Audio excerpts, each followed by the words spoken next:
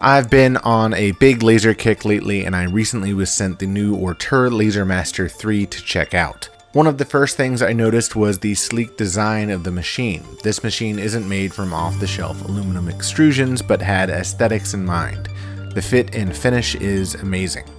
I assembled the machine, which didn't take very long, then got started on making a graduated spoil board to use for alignment and reference, as well as to protect my desk. The flip-down focusing foot and thumb screw lock are great features, which makes setup for different materials super fast and easy. I'm running this machine using Lightburn, a paid software, but it also runs on Laser Gerbil, which is a free software. The OLM3 boasts a 10-watt module with a 0.05 by 0.1mm laser spot and a decent depth of field with a focal length of 50mm and an engraving speed travel of up to 20,000 millimeters per minute. I will say the laser dot size is noticeably more crisp during engraving.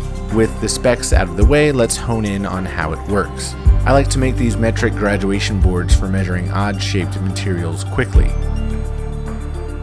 Next, I wanted to engrave something I'd never worked with before, a rock.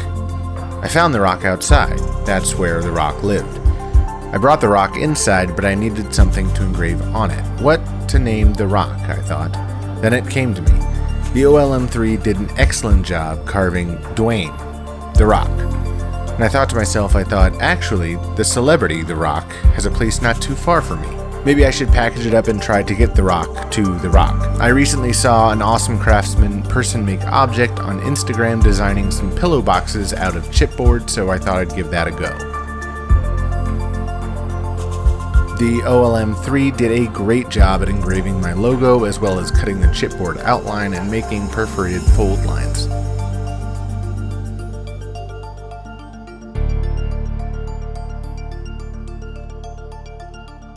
A test I felt obligatory was the Plywood cut-in-one-pass test. I got out the calipers and measured a piece of Luan at 4.5mm and drew out a square, a circle, and a hexagon to cut.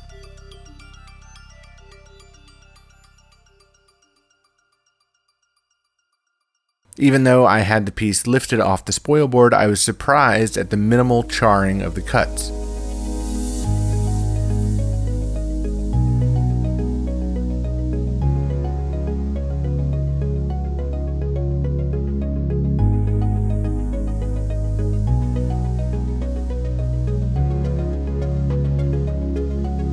Confident the laser could cut wood, I made something a little more practical.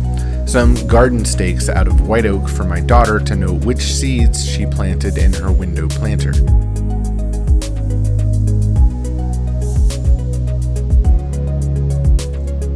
Another little girl needed a lasered project, so I thought I'd test out coated aluminum. I got these blank tags off of Amazon, and the OLM3 engraved this tag perfectly.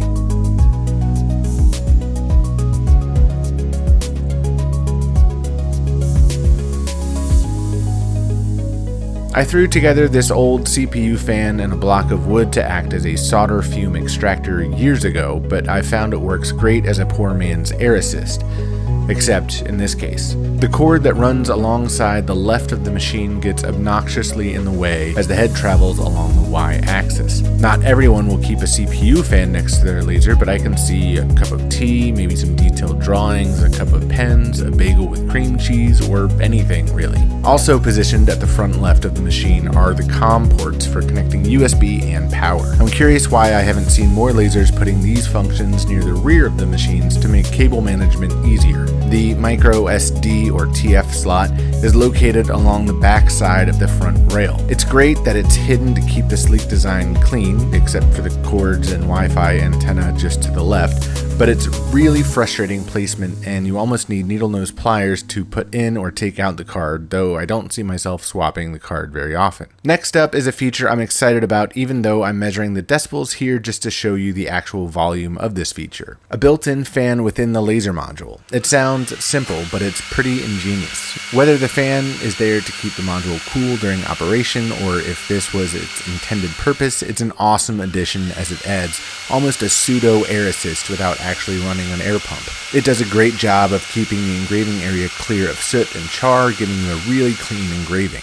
Just note, anything delicate you want to engrave, you might want to keep secured to your spoil board with some tape or something. The Laser Master 3 can be controlled via an app called Laser Explorer. The app seems pretty well equipped, though I don't see myself using the laser in this way since I like to control things from my desktop PC. The interface to support a rotary roller is nice, though I think you need to put the machine up on spacer blocks to have enough clearance to engrave anything cylindrical, though I haven't tested the Ortur rotary, so I can't speak from experience. One awesome feature is the integrated air assist hose port in the laser module itself. No more modifications to add a hose to the shield like I've seen on other models. Instead, it has one of those grippy adapters you push down when you put the hose in, and it has little teeth that grab onto the hosing.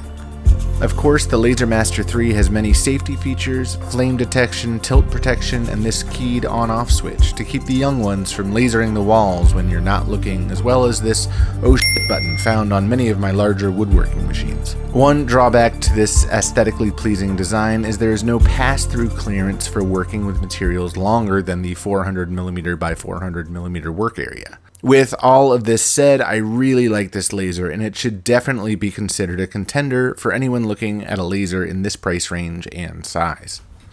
Alright guys, so that is the Ortur Laser Master 3. This iteration of the Laser Master from Ortur is really sleek in design. It looks really good on a desk. There are some features I like, and there's some features I don't like on it. The high travel speeds at 20,000 millimeters per second is impressive, though at those higher speeds I did have where the machine would kind of stall in the middle of a cut and it would get kind of choppy, which I think that they have updated the firmware and fixed that issue.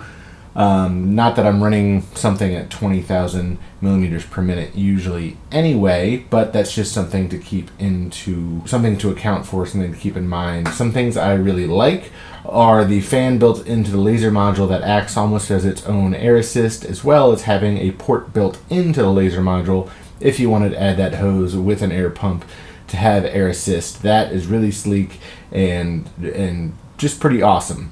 One caveat with that is with this fan, it makes this a noisy laser, a lot louder than my other lasers, but not a big issue. It's just took me by surprise, something to get used to. The focusing step here and the lock mechanism are perfect. They're great. I wouldn't change a thing on those. Makes it really easy, convenient. It locks steady. It's not going anywhere. I wish that this had some more clearance underneath to act as a pass-through if you've got a really long board or something that you wanted to engrave on that was longer than your work area. And my other big pet peeve is this cord back here that travels back and forth with the carriage. So if you're going to have something as sleek and pretty as this, and then kind of having this thing over off to the side, it kind of negates the whole purpose of having the sleek design, because if you want to have a sleek desk, this is going to get in the way. To me, that's kind of like the bull horns on the Cadillac. It does have the Wi-Fi capability and the app, which is really cool. And one huge pet peeve, and this is not just for Ortur, but this is all lasers that I've experienced recently, is that they put all of the connections up here at the front left. And for me, I'm right-handed, so if I'm sitting at my desk designing something at my monitor, I'm going to have things to the right side of me so I can easily place things here, but it just really junks up my desk. There's just cords running everywhere, and it's just something I don't like. But overall, I think it's a great laser. I think I'm going to keep this one on my desk, and my other lasers will live somewhere else in the shop, and this is going to be my go-to. Unless I'm going to do rotary work, which this does have the capability of rotary, but again, it doesn't have that much clearance, so I'm not sure, without stepping up with blocks or something, what kind of rotary work I'm going to do with this.